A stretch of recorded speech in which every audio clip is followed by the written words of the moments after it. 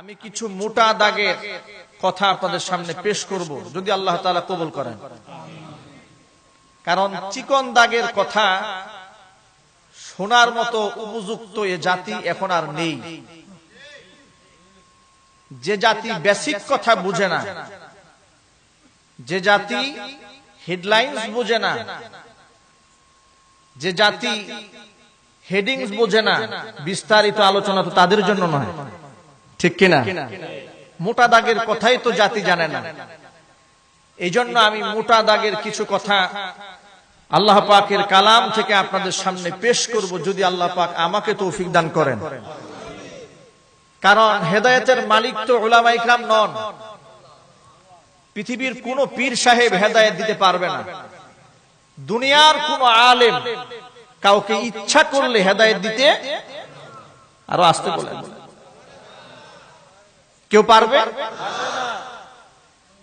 আলেম তো বহুত দূরের কথা, আলেম তো অনেক দূরের কথা। এই পৃথিবীর সর্বশ্রেষ্ঠ নবী, সর্বশ্রেষ্ঠ দায়ী, সবচেয়ে বেশি ইলম এবং ইখলাস আল্লাহ পাক যাকে দান করেছিলেন, নবুয়তের সর্বোচ্চ মাকাম আল্লাহ পাক যাকে দান করেছিলেন, যিনি বলেছেন আদম আলাইহিস সালাতু ওয়াস সালাম যখন মাটির মিশ্রণে মিশেছিলেন, মানে আদম সৃষ্টির আগে, তখনও আল্লাহ রাব্বুল আলামিন আমি নবী মুহাম্মদ রাসূলুল্লাহ সাল্লাল্লাহু আলাইহি সাল্লামকে শেষ নবী হিসেবেই তৈরি করে রেখে দিয়েছিলেন।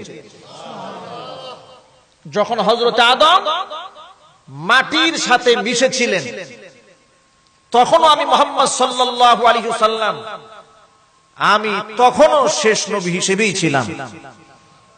সুবহানাল্লাহ বলতে ইচ্ছা করলো না? সর্বশ্রেষ্ঠ দায়ী, সর্বশ্রেষ্ঠ নবী, নবিকুল শিরোমণি, যার প্রশংসা করে আল্লাহ রাব্বুল আলামিন কোরআনে হাকিমের অসংখ্য আয়াত আল্লাহ পাক বলেন। আল্লাহ পাক দুনিয়ার কোন নবীকে ওপেন ঘোষণা দিতে বলেননি যে আপনি বলুন আমি তামাম জাহানের নবী, কিন্তু আল্লাহ রাব্বুল আলামিন বিশ্বনবী জনাবে মুহাম্মদুর রাসূলুল্লাহ সাল্লাল্লাহু আলাইহি ওয়াসাল্লামকে পারমিশন দিয়ে দিলেন। শুধু তা নয়, এলান করতে বললেন। আল্লাহ পাক বলেন, কুল ইয়া আইয়ুহান নাসু ইন্নী রাসূলুল্লাহি ইলাইকুম জামিআ। হে নবী আপনি বলুন, কুল আপনি বলুন, আপনি প্রচার করুন, এই কথা আপনি প্রচার করুন, ইন্নী রাসূলুল্লাহি ইলাইকুম জামিআ, আমি তোমাদের গোটা বিশ্বজাহানের সকল মানুষের জন্য রাসূল। এমন দামি রাসূল তিনি। আল্লাহর নবী বলেন, নাহনুল আখিরুন ওয়াস সাবিকুনা ইয়াউমাল কিয়ামা। দুনিয়াতে এসেছি আমরা সবার পরে, দুনিয়াতে আমরা সবার পরে এসেছি। আমাদের পূর্বে আদম এসেছে, আমাদের পূর্বে ইয়াকুব এসেছে, ইব্রাহিম আলাইহিস সালাতু ওয়াস সালাম তারা এসেছেন, অসংখ্য নবী রাসূল এসেছেন, তাদের উম্মতেরা এসেছে দুনিয়াতে। নাহনুল আখিরুন, কিন্তু আমরা এসেছি সবার পরে। তাই বলে ওয়াসাবিকুনা ইয়াউমাল কিয়ামা, কিন্তু কিয়ামতের দিন আমরাই থাকবো সবার অগ্রভাগে। দুনিয়াতে এসেছি সবার পরে, নাহনুল আখিরুন, সবার পরে এলাম, কিন্তু কিয়ামতে সবার পরে নয়। ওয়াসাবিকুনা ইয়াউমাল কিয়ামা, কিয়ামতের দিন সবার আগে আমরা থাকব। আল্লাহর হাবিব সাল্লাল্লাহু আলাইহি ওয়াসাল্লাম বলেছেন, সবার আগে শুধু আমরা থাকব তা নয়, প্রাধান্যের সাথে আমরা থাকব। আমার উম্মত অন্য উম্মতের জন্য সাক্ষী হয়ে দাঁড়াবে। এই কোরআন হাকিমের মধ্যে আল্লাহ রাব্বুল আলামিন বলেন, দ্বিতীয় নম্বর পার হিফজ কোরআন শরীফের প্রথম পৃষ্ঠা সূরা বাকারার মধ্যে আল্লাহ পাক বলেন, ওয়াকাযালিকা জাআলনাকুম উম্মাতাও ওয়াসাতাল লিতাকুনু শুহাদাআ আলান নাস ওয়া ইয়াকুনার রাসূলু আলাইকুম শাহীদা। আমার বন্ধুগণ, আল্লাহ রাব্বুল আলামিন বলেন, ওয়া কাযালিকা জাআলনাকুম উম্মাতান ওয়াসাতান, আমি তোমাদেরকে মধ্যম পন্থা অবলম্বনকারী উম্মত বানালাম। লিতাকুনু শুহাদা আলান নাসি, যাতে করে কিয়ামতের দিন তোমরা মানুষের উপরে সাক্ষী হয়ে দাঁড়াতে পারো। আয়াতের তাফসীর হলো, কিয়ামতের ময়দানে আল্লাহ রাব্বুল আলামিন হযরত নূহ আলাইহিস সালাতু ওয়াস সালামকে জিজ্ঞেস করবেন, নূহ রে, তুমি তোমার দায়িত্ব পূর্ণ করেছো? এভাবে শুধু নূহ আলাইহিস সালাতু ওয়াস সালাম নন, দুনিয়াতে যত নবী রাসূলকে আল্লাহ পাক পাঠিয়েছিলেন সকল নবী রাসূলদেরকে কিয়ামতের দিন আল্লাহ জিজ্ঞেস করবেন, দায়িত্ব পালন করেছিলে কিনা। সবাইকে প্রশ্ন করা হবে। হযরত নূহ আলাইহিস সালাতু ওয়াস সালাম 950 বছর দাওয়াত দিয়েছেন, তার উম্মতকে জিজ্ঞেস করা হবে, আমার নবী হযরত নূহ তোমাদের কাছে দায়িত্ব পালন করেছে, দাওয়াত কি পৌঁছে দিয়েছিল কিনা। নূহ আলাইহিস সালাতু ওয়াস সালামের নাফরমান উম্মতেরা বলবে, রব্বুল আলামিন তোমার নবী নূহ আমাদের কাছে দাওয়াত দেয়নি। নাউযুবিল্লাহি মিন যালিক। নবীদের ব্যাপারে আল্লাহর সামনে দাঁড়িয়ে মিথ্যারোপ করবে, কত কপাল পোড়া জাত, কত নাফরমান জাত। কষ্ট দিয়েছে দুনিয়াতে, এত কষ্ট হযরত নূহ আলাইহিস সালাতু ওয়াস সালামকে দিয়েছে তারা। আল্লাহ নবী নূহ আলাইহিস সালাতু ওয়াস সালামকে ব্যঙ্গ করেছে, মারধর করেছে, পাথর দিয়ে পুরো গাটা ঢেকে ফেলেছে। এত কষ্ট দেওয়ার পরে ব্যঙ্গ করেছে নবীকে। নূহ আলাইহিস সালাতু ওয়াস সালাম যখন কিস্তি নির্মাণ করেছিলেন মরু প্রান্তরে, তখন ওই কাফির বেঈমানেরা বলেছিল, নূহ তুমি মরু প্রান্তরে নৌকা বানাও, তুমি আসলে একটা পাগল ছাড়া কেউ নও। পানি যেখানে খুঁজে পাওয়া যায় না, পানির লেয়ার যেখানে অনেক নিচে, তুমি সেখানে সাফিনা বানাও, নৌকা বানাও, তুমি তো আসলে একটা পাগল। তোমার এই নৌকা কি উঠে টানবে? তোমার এই নৌকা কি গাধায় টানবে? এভাবে আল্লাহ নবী নূহকে এতটা কষ্ট দিয়েছে, কোরআনে কারীমের 12 নম্বর পারার 5ম পৃষ্ঠায় তাদের সেই কষ্টের ইতিহাস আল্লাহ রাব্বুল আলামিন তার হাবিবকে কোরআনে কারীমের আয়াতগুলো নাজিল করে জানিয়ে দিয়েছে। কোরআনে হাকিমের ভাষায় শুনুন, আল্লাহ পাক বলেন, ওয়ায়াসনাউল ফুলকা ওয়া কুল্লামা মাররা আলাইহি মালাউম মিন কওমিহি সাখিরু মিন ক্বালু ইন্না নাসখারু মিনকুম কামা তাসখারুন ফাসাউফা তা'লামুন। আমার বন্ধুগণ, আল্লাহ পাক বলেন, আমার নবী নূহ যখন নৌকা বানাচ্ছিল তখন তার উম্মতেরা নৌকার পাশ দিয়ে যখন হেঁটে যায় আর বলে, এরে নূহ এই নৌকাকে ছাগলে টানবে, গাধায় টানবে, উটে টানবে। নবী নূহ আলাইহিস সালাতু ওয়াস সালাম নবী, তিনি কাউকে গালি দিতে পারেন না, রাগান্বিত হতে পারেন না। তিনি রাগ না করে, গাল মন্দ না করে সবরের সাথে তিনি জবাব দিয়ে দিলেন, ইন্না নাসখারু মিনকুম কামা তাসখারুন। আমাকে নিয়ে উপহাস করছো তোমরা, আমাকে নিয়ে তামাশা করছো, এই তামাশার জবাব একদিন তোমরা পাবে। তোমরা আজকে আমাকে নিয়ে হাসো, সেদিন বেশি দূরে নয় তোমরা কাঁদবে আর আমি হাসবো। তোমরা আজকে আমাকে নিয়ে উপহাস করো, আমার এই সাফিনা, আমার এই জাহাজ নাকি ছাগলে টানবে, উটে টানবে। জাহাজটা ছাগলে টানে না উটে টানে, নাকি জাহাজের প্রয়োজন আছে অল্প কিছুদিনের মধ্যেই টের পাবা। এমনকি সেই কাফের দলের মধ্যে নবী নূহ আলাইহিস সালাতু ওয়াস সালামের সন্তান কেনান পর্যন্ত শামিল হয়ে গেল। আল্লাহ নবী নূহ আলাইহিস সালাতু ওয়াস সালাম সন্তান যত খারাপই হোক না কেন, পিতা মাতার দিলে মায়া আছে না নাই? আরো জোরে বলুন, আরো জোরে বলুন। যত খারাপই হোক না কেন, সন্তানের জন্য পিতামাতার দিলে মায়া থাকে। এই জন্য হযরত নূহ আলাইহিস সালাতু ওয়াস সালাম তার সন্তানকে তিনি ডাক দিয়ে বললেন, সন্তান বৎস শোনো, পানি যখন চতুর্দিক থেকে আসা শুরু হয়ে গেল, মরু প্রান্তরে যেখানে পানির প্রশ্ন আসে না, খুঁজেই পাওয়া যায় না, চুলার ভিতরে যেখানে আগুন জ্বলার কথা, চুলার ভিতরে আল্লাহ রাব্বুল আলামিন পানি বের করে দিলেন। সেই ক্ষমতা আল্লাহর আছে না নাই? আরো জোরে বলুন, আছে না নাই? আচ্ছা,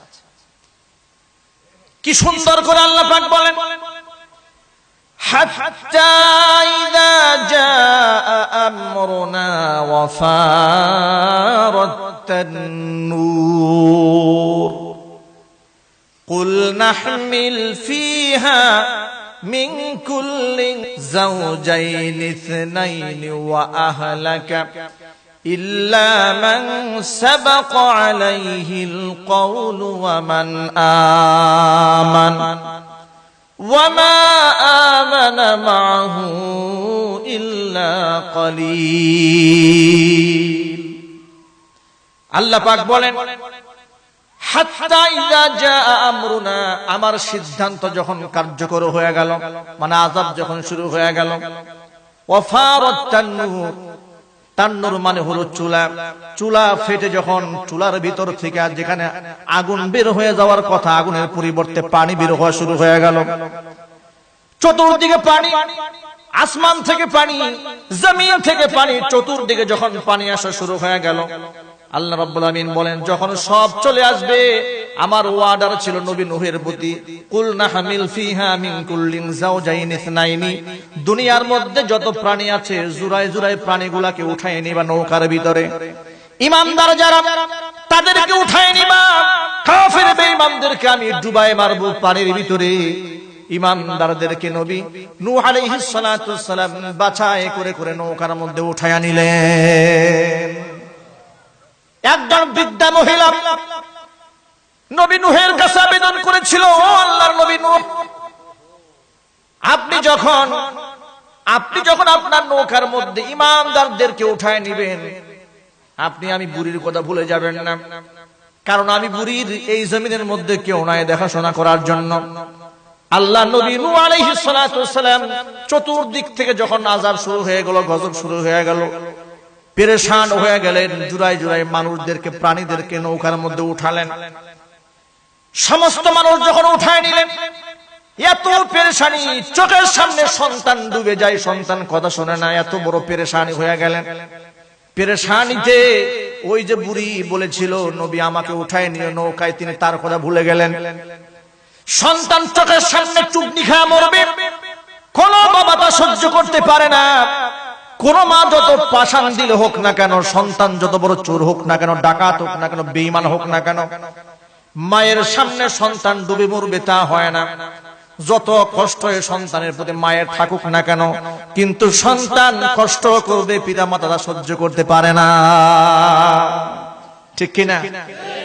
যদিও সন্তানরা পিতা মাতাকে অনেক ক্ষেত্রে কষ্ট দেয়, কিন্তু বাবা মার বিষয়টা সম্পূর্ণ ভিন্ন। আল্লাহর নবীর একজন সাহাবী হযরত আলকামা রাদিয়াল্লাহু তাআলা আনহু, ইন্তেকালের সময় তার জবান থেকে কালিমা বের হচ্ছে না, গড়গড়া শুরু হয়ে গেছে। সাহাবাই গ্রাম বড় ভয় পেয়ে গেলেন, আলকামার জবান থেকে কেন কালিমা বের হয় না? সবাই বড় ভয় পেয়ে গেলেন আলকামার ব্যাপারে। আল্লাহ নবী সাল্লাল্লাহু আলাইহি ওয়াসাল্লামের কাছে গিয়ে নালিশ করা হলো, ইয়া রাসূলুল্লাহ, আলকামার জবান থেকে কালিমা বের হচ্ছে না, আমরা তালকিন করছি, আমরা তালকিন করার পরেও আলকামার জবান থেকে কালিমা বের হয় না। আল্লাহর হাবিব সাল্লাল্লাহু আলাইহি ওয়াসাল্লাম বলছেন, আলকামার মা বাবা কেউ বেঁচে আছে? বলে হ্যাঁ, তার মা বেঁচে আছে। তার মাকে গিয়ে বলো আলকামার প্রতি তার কোন রাগ গুসা আছে কিনা, যদি থেকে থাকে তাহলে তার মা আলকামাকে যেন আল্লাহর ওয়াস্তে মাফ করে দেয়, যেন ক্ষমা করে দেয়। আলকামার মাকে গিয়ে যখন বলা হলো আপনার সন্তান গড়গড়া শুরু হয়ে গেছে, মৃত্যু পথের যাত্রী, আপনি তারে মাফ করে দেন। আলকামার মা বলে, কখনো আমি তারে ক্ষমা করব না, সে আমার সাথে নাফরমানি করেছে। আমি তারে মাফ করব না। আল্লাহ নবী সাল্লাল্লাহু আলাইহি সাল্লাম আলকমার মায়ের সামনে সাহাবায়ে কেরামদেরকে বললেন, সাহাবীরা তাড়াতাড়ি চলে যাও, বেশ কিছু লাকড়ি নিয়ে আসো, আমি আলকমার মায়ের সামনে আলকমাকে আগুন দিয়ে জ্বালায় দেব। দেখি মায়ের চোখের সামনে সন্তান যদি আগুনে পুড়ে মায়ের দিলটা মানাতে পারে কিনা। চিৎকার দিয়া বলেন সুবহানাল্লাহ। আল্লাহর হাবিব মা যেন সন্তানকে ক্ষমা করে দেয়, তিনি একটা কৌশল অবলম্বন করলেন। বিশ্বনবী জনাবে মুহাম্মদ রাসূলুল্লাহ সাল্লাল্লাহু আলাইহি সাল্লামের সেই কৌশল কাজে লেগে গেল। আলকমার মা বলে, ইয়া রাসূলুল্লাহ, আপনি আমার সন্তানকে আগুন দিয়ে জ্বালাবেন না। 32টা নারী শিরাধন এই সন্তানকে আমি ভূমিষ্ঠ করেছি দুনিয়াতে, বুকের দুগ্ধ পান করিয়ে তাকে তিল তিল করে আমি বড় করেছি। আমার চোখের সামনে আমার সন্তান আগুনে পুড়বে, তা হতেই পারে না। আল্লাহর হাবিব সাল্লাল্লাহু আলাইহি ওয়াসাল্লাম বলছেন, আলকমার মা, তুমি যদি আজকে তোমার সন্তানকে ক্ষমা না করো, তুমি তো নবী না, আমি নবী, আমি জানি। তুমি জানো না জাহান্নামের আগুন এই দুনিয়ার আগুনের চাইতে কত ভয়ঙ্কর আগুন। তুমি যদি তোমার সন্তানকে ক্ষমা না করে দাও, তোমার সন্তানকে জাহান্নামের আগুনে বশীভূত করবে, ছাই করে ফেলবে। তুমি কি চাও তোমার সন্তান জাহান্নামের আগুনে পুড়ুক? দরদি মা তিনি বলে, ইয়া রাসূলুল্লাহ, আমার সন্তান আগুনে পুড়বে, তা আমি সহ্য করতে পারবো না। সুবহানাল্লাহ। সন্তান যত নাফরমানি হোক না কেন, মায়ের সামনে সন্তান তো সন্তানই। আল্লাহু আকবার। এই জন্য পিতা মাতার প্রতি সশ্রদ্ধ হওয়া কত বড় জরুরি আমল। আল্লাহ নবী বিশ্বনবী জনাবে মুহাম্মদ রাসূলুল্লাহ সাল্লাল্লাহু আলাইহি ওয়াসাল্লামের জন্য বলেন, রিদাল্লাহি ফি রিদাল ওয়ালিদাইনি ওয়া সাখাতুল্লাহি ফি সাখাতিল ওয়ালিদাইন। কোন সন্তানের প্রতি যদি তার মা বাবা খুশি হয়ে যান, স্বয়ং আল্লাহ রব্বুল আলামিন সন্তানের প্রতি রাজি হয়ে যায়। গ্রামে গঞ্জে সব জায়গাতে পিতা মাতার অবহেলা দিন দিন বেড়ে যাচ্ছে। কথা বলে ঠিক কিনা জোরে বলে? অবহেলা বেড়ে যাচ্ছে। পিতা মাতার দায়িত্ব পালন করা এটা এক ধরনের বোঝায় পরিণত হয়েছে। ছেলে মেয়েরা সব মা বাবাকে ভাগ করে, মা তোমার সাথে 1 মাস, আমার সাথে 1 মাস। কি বলেন? ভুল বললাম? অসত্য বললাম? আজীব নমুনা। ভাবতে পারে, আমি কল্পনা করতে আমার লজ্জা হয়, কল্পনা করতে আমার শরম হয়। যেখানে সন্তান পিতা মাতাকে কি করে ভাগ করে। আপনি জানেন না, বিশ্বনবী সাল্লাল্লাহু আলাইহি সাল্লাম বলেছেন, কেউ যদি তার উপার্জনের মধ্যে বরকত চায়, সে যেন মা বাবার সেবা করে। মায়ের সেবা যদি কোনো বান্দা বান্দি করে, আল্লাহ রাব্বুল আলামিন বলেন তার কামাই রুজির মধ্যে আল্লাহ পাক ভরপুর বরকত দান করে দেন। শুধু তাই নয়, শুধুমাত্র কামাই রুজির মধ্যে বরকত দান করেন তা নয়, মা বাবার খেদমত যারা করে, দুনিয়ার মধ্যে সন্তান যদি মুসিবতের মধ্যে পড়ে যায়, পিতামাতারও সন্তুষ্টি ওই সন্তানের উপর থাকার কারণে দুনিয়ার বিপদ থেকে আল্লাহ পাক তারে বাঁচাইয়া দেন। তার অসংখ্য নজিরা হাদিস শরীফের মধ্যে আল্লাহ রাসূল বলেছেন। অনেক লম্বা আলোচনা, আমি সেদিকে যেতে চাই না। আমার প্রাসঙ্গিক ক্রমে আলোচনাটা এসে গেল, সংক্ষিপ্ত আকারে শুধু এতটুকু বলে দিলাম। যতদিন আমরা বেঁচে আছি, এখানে অনেক যুবকেরা আছেন, অনেকের মা বাবা দুনিয়াতে এখনো বেঁচে আছেন। যতদিন পর্যন্ত আমরা বেঁচে থাকব, ততদিন পর্যন্ত মা বাবাকে বুকের সাথে আগলে ধরে রাখবো, মা বাবাকে কটাক্ষ করব না। তাদের রিজিক দেওয়াটাকে, তাদেরকে খাবার দেওয়াটাকে বুঝা না, নিয়ামত মনে করব। রাজি আছেন কারা কারা? দুহাত দেখতে চায়। ভালো করে হাতগুলো উঁচু করুন, আল্লাহ পাককে দেখান। আল্লাহ পাক যেন এই হাতগুলোকে কবুল করে নেন। সবাই জুড়ে বলুন আমিন। আলকমার মাকে বলা হলো, তোমার সন্তানকে আগুন দিয়ে পুড়ায় মারা হবে। আলকমার মা তাকে মাফ করে দিলেন। আলকমার জবান থেকে আল্লাহ পাক কালিমা বের করে দিলেন। হযরত নূহ আলাইহিস সালাতু ওয়াস সালামের কথাই বলছিলাম। সন্তান যত খারাপ হোক না কেন, সন্তান ডুবে মরবে তা হয় না। নূহ আলাইহিস সালাতু ওয়াস সালাম ঈমানদারদেরকে নৌকায় উঠায় নিলেন, কিন্তু সন্তান তো নৌকার মধ্যে ওঠে না। আল্লাহর ভাষায় শুনুন, আল্লাহ পাক বলেন ওয়াহিয়া তাজরি বিহিম ফি মাউজিন কাল জিবাল। আমার নবী নূহের নৌকা চলছে, তাজরি বিহিম ফি মাউজিন কাল জিবাল, পাহাড়ের মতো উঁচা উঁচা ঢেউ, পাহাড় সমপরিমাণ উঁচা উঁচা ঢেউয়ের মধ্যে যখন নৌকা চলছে, নবী নূহ আলাইহিস সালাতু ওয়াস সালাম বুঝে ফেললেন গোটা জগৎকে আল্লাহ পাক প্লাবিত করে দিবেন, ইমানদারেরা শুধু বাঁচবে, বেঈমান সবগুলাকে আল্লাহ পাক শেষ করে দিবেন।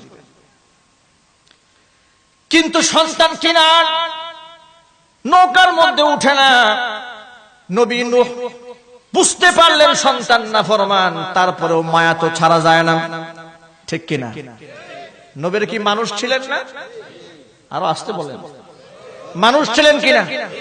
মানুষ, রক্তে মাংসে করা মানুষ ছিলেন, কিন্তু সাধারণ মানুষ নন, মহামানব ছিলেন। কথা ঠিক কিনা জোরে বলেন না কেন? আমার আপনার মতো নাপাক মানুষ, মিথ্যাবাদী লোক না, তারা মানুষ ছিলেন, রক্তে মাংসে করা মানুষ ছিলেন, কিন্তু তারা মহামানব ছিলেন, অতি মানব নয়, তারা দানব ছিলেন না। একটা হলো অতি মানব, আরেকটা হলো মহামানব।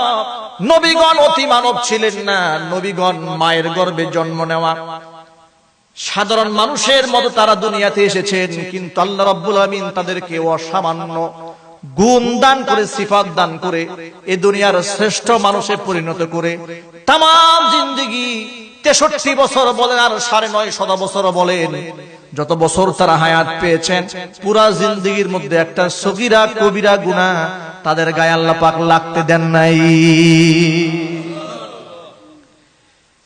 রক্তে মাংসে করা মানুষ হওয়ার কারণে সন্তানের প্রতি মায়া যখন উদ্রেক হয়ে গেল, আল্লাহ রাব্বুল আলামিন বলেন ওয়ানাদা নূহুন ইবনাহু ওয়া কানা ফি মা'জিলি ইয়া বুনাইয়া রকাব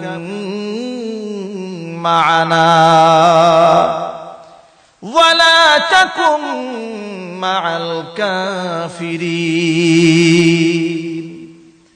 নবী নূহ তার সন্তানকে ডাক দিয়ে বলে, সন্তান ইরকাব মা'ানা, তুমি আমাদের সাথে নৌকার মধ্যে ওঠো, কাফেরদের সাথে তুমি মিশে যেও না। তুমি জানো না যে গজব আল্লাহ পাকের এসেছে, এই গজব থেকে কেউ রক্ষা পাবে না। কিন্তু নাফরমান ছেলে নবীর মুখের মধ্যে জবাব দিয়ে বলে, আমি তোমার সাথে ওই সমস্ত ঈমানদারদের সাথে নৌকায় উঠব না। قال سآوي إلى جبل يعصمني من الماء, আমি ওই পাহাড়ের চূড়ায় গিয়ে দাঁড়াবো। ইয়াসিমুনি মিনাল মা, পাহাড়ের চূড়ায় উঠলে তোমার পানি ওই পাহাড়ের আগায় চূড়ায় গিয়ে পুষতে পারবে না। কোরআনে কারীমের মধ্যে আল্লাহ পাক কি সুন্দর করে বলেন, আল্লাহ পাক বলেন ক্বালা লা আসিমাল ইয়াউমা মিন আমরিল্লাহি ইল্লা মার রাহিম وحال بينهما الموج فكان من المغرقين। কিন্তু সন্তান কথা শুনল না। নবী নূহ বলছেন, তাড়াতাড়ি আমাদের সাথে নৌকায় এসো, উঠো নৌকায়। লা আসিমাল ইয়াউমা মিন আমরিল্লাহি ইল্লা মার রাহিম, আল্লাহ পাক যার উপর রহম করেন একমাত্র সেই বাঁচতে পারবে, অন্যথায় কেউ বাঁচতে পারবে না, কারণ গজব এসেছে আল্লাহর পক্ষ থেকে। আল্লাহ পাক বলেন, সন্তান যখন কথা শুনলো না, ওয়াহালা বাইনাহুমাল মাউজু ফাকানা মিনাল মুগরাকিন, ওয়াহালা বাইনাহুমাল মাউজু, তখন আমি সন্তান আর পিতার মধ্যে বিরাট বড় একটা ঢেউ দিয়া আড়াল করে দিলাম, সন্তানকে পানির মধ্যে ডুবায় মারলাম। সন্তান শেষ হয়ে গেল চোখের সামনে। নিজের ঔরজাত সন্তানকে চুপনি খায়া মরতে দেখলেন নবী নূহ আলাইহিস সালাতু ওয়াস সালাম। মনের মধ্যে এত কষ্ট লাগলো, সন্তান মরে গেল, পুরা জাতি পানির নিচে প্লাবিত হয়ে ধ্বংস হয়ে গেল। আল্লাহ পাক বলেন, আমি তখন শেষ পর্যন্ত অর্ডার দিয়ে দিলাম, ওয়াকিলা ইয়া আরদু বুলঈ মাআকি ওয়া ইয়া সামাউ আqli'i وغيض الماء وقضي الأمر واستوت على الجودي وقيل بعدا للقوم الظالمين 40 দিন পর্যন্ত পানি থাকলো। কতদিন যদি বলে? গোটা দুনিয়া 40 দিন পর্যন্ত পানি থাকলো। পানি থাকার পর আল্লাহ পাক ওয়ার্ডার দিলেন, এর জমিন তুই তোর পানি শুষে নে। সুবহানাল্লাহ। আল্লাহ পাক বলেন, জমিনকে ওয়ার্ডার দিলাম পানি শুষে নে। আসমানকে বললাম তোমার বৃষ্টি ওরা বন্ধ করে দাও। পানি চলে গেল, বৃষ্টি বন্ধ হয়ে গেল। যদি পাহাড়ে গিয়ে নৌকা ভিড়ল, কোন পাহাড়ে? যদি পাহাড়ে গিয়ে নৌকা ভিড়ল, নৌকা যদি পাহাড়ে ভিড়ল, এত পেরেশানির মধ্যে একটা কথা মনে পড়ে গেল, সন্তান ডুবে মরল, মানুষগুলা ডুবে মরল, সকল মানুষ নৌকার মধ্যে উঠেছে, কিন্তু যে বুড়ি মহিলাকে নৌকার মধ্যে উঠায় নেওয়ার কথা ছিল, নবী নূহ আলাইহিস সালাতু ওয়াস সালাম বড় পেরেশান হয়ে গেলেন। আমি তো সেই বুড়ি মহিলাটাকে নৌকার মধ্যে উঠাইলাম না, নিঃসন্দেহে বুড়ি মহিলা মাটির সাথে মিশে গেছে। তো যাই হোক না কেন, মাটির সাথে যদি মিশেও গিয়ে থাকে, লাশ হয়ে থাকে, দেখি না লাশটাকে কোনো অস্তিত্ব খুঁজে পাওয়া যায় কিনা। তা না হলে কিয়ামতের দিন আল্লাহর সামনে আমি কি জবাব দিব? ওই বুড়ি মহিলা যদি বলে, ও আল্লাহর নবী নূহ, আমিও তো তোমার কাছে আবদার জানিয়েছিলাম তুমি আমাকে নৌকার মধ্যে উঠাবে।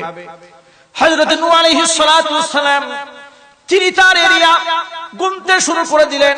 তল্লাশি চালাতে চালাতে বুড়ি মহিলার বাড়ি যেখানে ছিল, নবী নূহ আলাইহিস সালাতু ওয়াস সালাম খুঁজে তার সীমানা বের করে ফেললেন।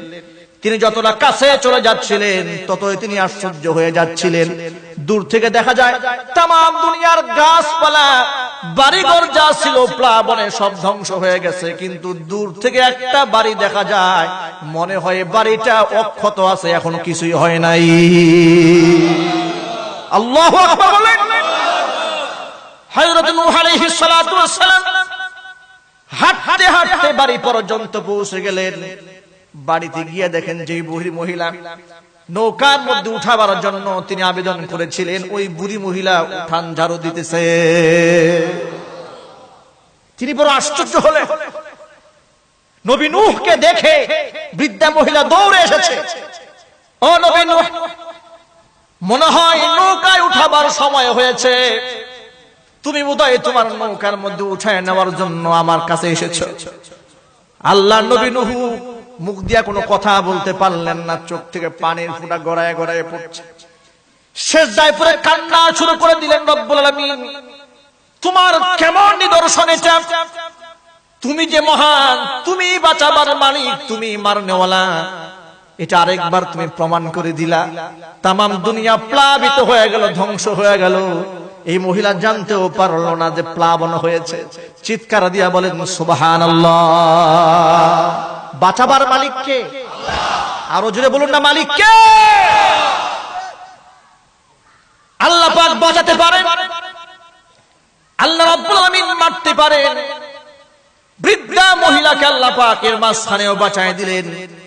যে আল্লাহ আগুনের মাঝখানে মানুষ বাঁচাতে পারেন, সে আল্লাহ পানির মাঝখানেও বাঁচাতে পারে। আগুন যদি ফুলের বাগান হতে পারে, আগুন যদি ফুলের বাগান হতে পারে, ইব্রাহিম আলাইহিস সালাম বলেছেন 40 দিন আমি আগুনের মধ্যে ছিলাম, আমার এই 40 দিনের সময় আমার দুনিয়াতে অতিবাহিত হওয়া সকল সময়ের মধ্যে শ্রেষ্ঠ সময় কেটেছে। সেই ক্ষমতা আল্লাহ পাকের আছে না? হযরত নূহ আলাইহিস সালাতু ওয়াস সালাম বৃদ্ধা মহিলার কাছে সকল ঘটনা খুলে বললেন। মহিলা শুকরিয়া আদায় করলেন, কিন্তু সকল কিছু হয়ে যাওয়ার পরে মনের মধ্যে একটা চাপা কষ্ট রয়ে গেল। চাপা কষ্ট হলো, আল্লাহ পাক নবীর সাথে ওয়াদা করেছিলেন, নবী নূহ আমি আপনার পরিবার পরিজনকে হেফাজত করব, রক্ষা করব। নবীর মনের মধ্যে একটা খটকা থেকে গেল, প্রশ্ন একটা থেকে গেল। আল্লাহ পাকের ওয়াদা সত্য, তাতে কোনো সন্দেহ নাই, কিন্তু আমার ছেলে কেনান যে ডুবে মরল সেই ঘটনা তো বুঝলাম না। আল্লাহ যদি আমার পরিবার পরিজনকে হেফাজত ওয়াদা করে থাকেন, আল্লাহর ওয়াদা তো মিথ্যা হতে পারে না। আল্লাহর ওয়াদা কি মিথ্যা হতে পারে? আল্লাহর ওয়াদা মিথ্যা হতে পারে? মিথ্যা হতে পারে। তো সন্তান তো ডুবে মরলো, বুঝলাম না কাহিনী। কিন্তু আল্লাহকে তো কথা বলা যায় না। রব্বুল আলামিন আপনি বললেন আমার পরিবার পরিজনকে বাঁচাবেন, কিন্তু আপনি আমার সন্তানকে কেন মারলেন এই কথা বলা যায়? আপনার কথার জবাবটা তো আসতে দেন কেন? এ কথা বলার সাহস পৃথিবীতে কারো আছে? চিৎকার দিয়ে মনে আছে? কিন্তু আমার দেশের ভণ্ডপীরদের আছে। আমার দেশের একটা ভণ্ড পীর আছে, সে বলে আমার কাছে ওদের বই আছে, পীর সাহেবের কারগুজারি। সেখানে চিটাগঙ্গের এক পীর মুরিদের ইতিহাসে লিখেছে, আজরাইল আলাইহিস সালাতু ওয়াস সালাম যখন তার জান কবজ করতে এসেছে, তখন পীর সাহেব আজরাইলের হাত ধরে ফেলেছে। আজরাইলের হাত ধরে বলছে, ওর 1 সপ্তাহের সময় আমি দিলাম, তুমি চলে যাও। আজরাইল বলে আল্লাহ আমাকে পাঠিয়েছে। আজরাইল বলে আল্লাহ আমাকে পাঠিয়েছেন। পীর সাহেব নাকি দ্বিতীয়বার তার ধমক দেয়া বললেন, তুমি আল্লাহর গিয়ে বলো আমি নিষেধ করেছি। রাস্তা নাউজুবিল্লাহ পড়েন। এদের কারগুজারি যদি একটা একটা করে আপনাদের সামনে তুলে ধরতে থাকি, এরা আবার এই কথাগুলো বললে এরা আমাদের নামে প্রোপাগান্ডা ছড়ায় যে হুজুররা তাফসীর মাহফিলে এই আল্লাহর ওলিদের সমালোচনা করে। আমরা কি আল্লাহর ওলিদের সমালোচনা করলাম? কথা বলে না কেন? এই পৃথিবীতে কারো বাবার ক্ষমতা আছে আজরাইলের হাত ধরে? আরো চিৎকার দিয়ে বলুন। একটা মৌলিক কথা মনে রাখুন, দুনিয়াতে আজরাইল জান কবজ করতে এসে কারো পারমিশনের প্রয়োজন হয় না, কাউরে সালাম দিয়ে আজরাইল আসে না, একটা সেকেন্ড বিলম্ব করা হয় না। এই কোরআনে হাকিমের মধ্যে তার দলিল পাওয়া যায়। কোরআনে কারীমের 14 নম্বর পারা 12 নম্বর পৃষ্ঠায় সূরা নাহলের মধ্যে আল্লাহ পাক বলেন, ফাইদা জাআ আজালুহুম লা ইস্তাখিরুনা সাআতাও ওয়া লা ইস্তাকদিমুন। সুনির্ধারিত সময় যখন চলে আসবে, টান দিয়ে জানটাকে বের করে আনা হবে, একটা সেকেন্ড প্র্যাকটিস করা হবে না। কথা কার? আর জোরে বলেন। আল্লাহ বলেন 1 সেকেন্ড প্র্যাকটিস করা হবে না। এই ভন্ডের দলেরা বলে পীর সাহেব আজরাইলের হাত ধরে ফেলেছে। আল্লাহ আমাকে পাঠিয়েছে, আল্লাহরে গিয়ে বলো আমি ঠেকাইছি। এগুলা পীর সাহেবের কেরামতি হিসেবে বইয়ের মধ্যে ওরা লেখে। এগুলা আশ্চর্য হবে না, এদের এত বদ আকীদা। এদেশে ভণ্ড পীরদের মুরিদদের যে আকীদা, আকীদা শুনলে শয়তানও ডরায়। ঠিক কিনা জোরে বলেন? শয়তান ভয় পেয়ে যায়, আর শয়তান এদের থেকে 14 মাইল দূরত্ব বজায় রাখে। শয়তান মনে মনে বলে যে আমি তো একটা গুনাহ করে শয়তান হলাম, তোদের মতো এত বড় শয়তান তো আমি হতে পারি নাই। ঠিক কিনা? সিলেটের মাজারে আল্লাহর ওলি শাহজালাল ইয়ামানী রাহমাতুল্লাহি, আল্লাহ রাব্বুল আলামিন তাকে জান্নাতুল ফেরদাউসের মেহমান বানায় না। জোরে বলেন আমিন। আর জোরে বলেন আমিন। সেখানে ভন্ডের দলেরা একটা কূপ বানিয়েছে, কুয়া। ওই কুয়ার মধ্যে পানি থাকে না, ডিপ টিউবওয়েল গেলে তার মধ্যে পানি ঢালে, আর মানুষের সামনে ঘোষণা দেয়, খাদেম একজন বসিয়ে রেখেছে, বলে এই কূপের পানির সাথে সংযুক্ত আছে মক্কার জমজম পানি। আমার কাছে তার রেকর্ড আছে, আমার কাছে তার রেকর্ড আছে। আশ্চর্য হয়ে যাবে, এগুলো 5 টাকা 10 টাকা বোতল বিক্রি হয়, পরে এই পানির সাথে জমজমের পানির কানেকশন। নাউজুবিল্লাহ বলতে ইচ্ছা করলো না? এগুলা ধর্মের নামে ব্যবসা চলতেছে। কথা ঠিক কিনা বলেন? কিন্তু এই ধর্ম ব্যবসার বিরুদ্ধে প্রশাসন কোনো ব্যবস্থা নেয় না, ক্ষমতাসীনরা কোনো ব্যবস্থা নেয় না। যে দলই ক্ষমতায় আসে না কেন এগুলো জিয়ায় রাখে। কথা ঠিক কিনা? এগুলার জিয়ায় রাখে, তার কারণ হলো এগুলাকে মারা যাবে না, এগুলা মারলে ব্ল্যাক মানি বন্ধ হয়ে যাবে। ঠিক কিনা বলেন? আল্লাহর ওলির নাম বিক্রি করে করে মানুষকে ধোঁকা দিয়ে ধর্ম ব্যবসা করে মানুষদেরকে জাহান্নামী বানিয়ে দিচ্ছে, ঈমান আকীদা বরবাদ করে দিচ্ছে। বলা হচ্ছে পানি পান করলে যা আশা করবেন তাই নাকি পূর্ণ হয়। আমার দেশের বাঙালি কথা একটা আছে, হুজুকে বাঙালি। এর বাস্তবতা অসংখ্য জায়গায় আছে। পাগলে কি করলো, ছাগলে কি করলো দেখার দরকার, দৌড়াই যাচ্ছে রাস্তায় দাঁড়িয়ে। কেউ যদি একটা পায়খানা নিয়েও দাঁড়ায়, ওই পায়খানা দেখার জন্য 50 জন দাঁড়ায় ভিড় করে। এমন অসচেতন জাতি এই দেশের মানুষ। আল্লাহ যেন হেফাজত করেন, জোরে বলেন আমিন। আজরাইলের হাত ধরার ক্ষমতা কারো আছে? আল্লাহর এই ধমক দেয়, সাহস পাগল। আল্লাহরে গিয়ে বলো আমি ঠেকাইছি। কি কানেকশন আল্লাহর সাথে। বন্ধুগণ আমার, নবীরা পর্যন্ত আল্লাহর সামনে কথা বলতে বড় আদবের সাথে ভয় নিয়ে বলেছেন। যে নবীদের সাথে আল্লাহর সরাসরি কানেকশন ছিল, জোরে কোন সুবহানাল্লাহ। ওরা তো আল্লাহর ধমক দেয়, জাহেল হওয়ার কারণে তারা এমন শব্দ ব্যবহার করে। কিন্তু আপনি কোরআনের ভাষায় শুনেন নবী কিভাবে আল্লাহর সামনে অন্তরের ব্যথার কথা বলেন। সুবহানাল্লাহ।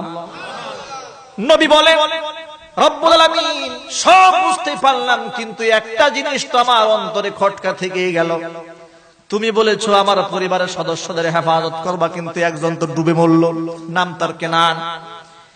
কোরআনের ভাষায় আল্লাহ পাক বলেন, ওয়ানাদা নূহুর রাব্বাহু ফাকালা রাব্বি ইন্নাবনি মিন আহলি وَإِنَّ وَعْدَكَ الْحَقُّ وَأَنْتَ أَحْكَمُ الْحَاكِمِينَ। আল্লাহ পাক বলছেন নবী নূহ তার রবকে ডেকে বলছে, ওয়ানাদা নূহু রাব্বাহু ফাকালা। নবী নূহ তার রবকে ডাক দিয়ে বলে, রব্বি, আল্লাহর কাছে সবচেয়ে প্রিয়তম নাম, দোয়া কবুল হওয়ার জন্য যে শব্দটা আল্লাহর কাছে সবচেয়ে প্রিয়, ওই শব্দের নাম হলো রব। শব্দের নাম কি? এই জন্য অধিকাংশ দোয়ার মধ্যে রব্বানা যালামনা আনফুসানা ওয়া ইল্লাম তাগফির লানা ওয়া তারহামনা লানাকুনান্না মিনাল খাসিরিন, রব্বিগফিরলি ওয়ারহামনি ওয়া আনতা খায়রুর রাহিমিন। এভাবে প্রত্যেকটা দুয়ার শুরুতে রব্বুন শব্দ ব্যবহার করা হয়েছে। তার কারণ হলো এই শব্দটা আল্লাহর কাছে বড় প্রিয় শব্দ। আল্লাহ নবী রব্বুন শব্দ বলে দুয়ার কথা বলেছেন, কারণ রব্বুন বললে আল্লাহর কাছে তাড়াতাড়ি কবুল হয়ে যায়। তিনি সেই রব্বুন শব্দ বলে বলছে, আল্লাহ ইন্নাবনি মিন আহলি, আল্লাহ আমার ছেলে তো আমার পরিবারেরই একজন। বাস এতটুকু, আর কোনো কথা নাই। শুধু এতটুকু বলে পরের অংশটা কি বলে শুনে। পরের কথা বলেন, ওয়া ইন্না ওয়াদাকাল হাক্কু, আর তোমার ওয়াদাও সত্য, ওয়া আনতা আহকামুল হাকিমিন, তুমি পৃথিবীর শ্রেষ্ঠ বিচারক। সুবহানাল্লাহ। তিনটা কথা। কয়টা? জুড়ে বলেন। তিনটা কথা। এক নাম্বার হলো আরজ, ইন্নাবনি মিন আহলি, আমার সন্তান তো আমারই পরিবারের একজন। গেল একটা। পরের কথাটা তিনি বলছেন, ওয়া ইন্না ওয়াদাকাল হাক্কু, আর তোমার ওয়াদা সত্য, ওয়া আনতা আহকামুল হাকিমিন, আর এটাও সত্য, তুমি পৃথিবীর শ্রেষ্ঠ বিচারক। বাস, আল্লাহর বুঝার কোনো বাকি আছে? যারা জবাব দিলেন না তারা মনে মনে চিন্তা করেন কিছুটা বোধহয় বাকি আছে। এই এতটুকু বললেন, আর কি বুঝার বাকি আছে? আল্লাহর তো বলারও দরকার নাই, কিন্তু অন্তরে জানি, অন্তরের খবরও জানেন। কিন্তু আল্লাহ রাব্বুল আলামিন নবীদের ভাষাটা কি ছিল, কত আদবের সাথে নবীগণ আল্লাহর সামনে আরজ পেশ করেছেন। কোরআনে হাকিমে ইতিহাস বলে গোটা জাতিকে আল্লাহ পাক জানিয়ে দিয়েছেন।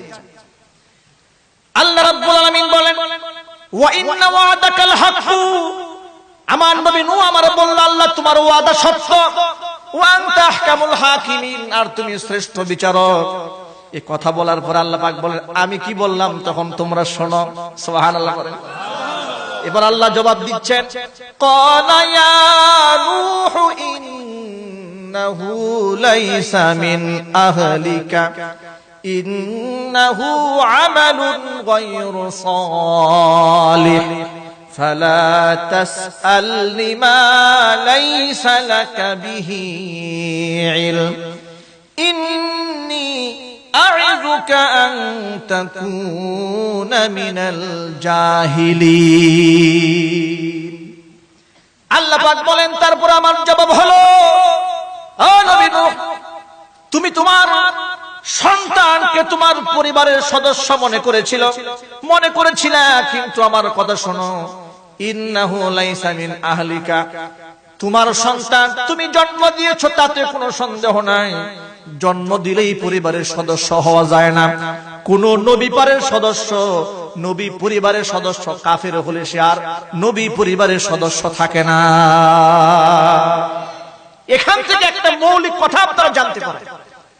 মৌলিক কথা হলো, ইন্নাহু লাইসা মিন আহলিকা ইন্নাহু আমালুন গায়রু সালিহ, তার আমল ভালো না, আমল খারাপ হওয়ার কারণে ও নবী, তোমার গর্ভধার সন্তান হওয়ার পরেও সে তোমার পরিবারের অন্তর্ভুক্ত নয়। ঈমানদারেরা তোমার পরিবারের সদস্য। কোন সুবহানাল্লাহ। এখান থেকে একটা মৌলিক জ্ঞান অর্জন করেন। মৌলিক জ্ঞান হলো, আমল খারাপ হওয়ার কারণে নবীর সন্তান হওয়ার পরেও যদি নবীর পরিবারের অন্তর্ভুক্ত না হয়, বাবা যত বড় হাজী সাহেব হোক না কেন, বাবা যদি মসজিদের ইমাম সাহেব হন, পীর সাহেব হন, খানকা শরীফের খাদেম হন, যা কিছুই হোক না কেন, যত বড় ওলি হন, নিজের আমল যদি ভালো না হয়, ওই বাবার নাম বিক্রি করে কিয়ামতে পার পাওয়া যাবে না। ঠিক কিনা জোরে বলে?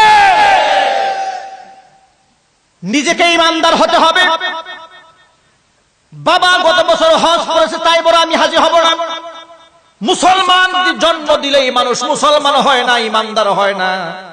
ভালো করে বুঝতে হবে, নবীর পরিবারের সদস্যের ব্যাপারে যদি আল্লাহ পাকের এমন বক্তব্য হয়, ইন্নাহু লাইসা মিন আহলিকা, যদিও তুমি তাকে জন্ম দিয়েছো কিন্তু সে তোমার পরিবারের সদস্য নয়, ইন্নাহু আমালুন গায়রু সালিহ, তার আমল খারাপ।